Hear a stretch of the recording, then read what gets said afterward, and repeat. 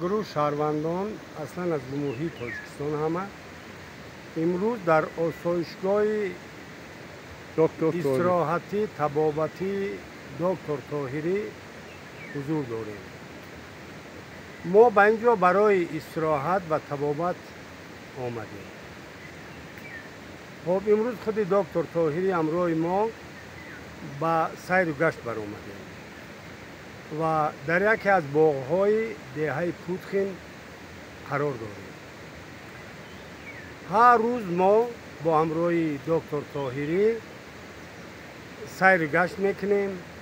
مشق‌ها برای نفس گیری، مشق‌ها برای گردش برقرار کردن گردش خون، مشق‌های گوناگون اشتراک میکنیم.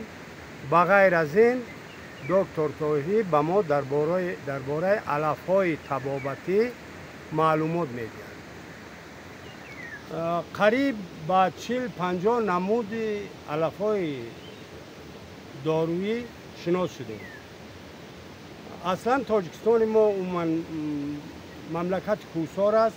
همه جا گل و گیاهای شفابخش بسیارند، لیکن شخصا دکتر طاهری این کار درست برای مانده است. برای خودش آسایشگاه تشکیل کرده است.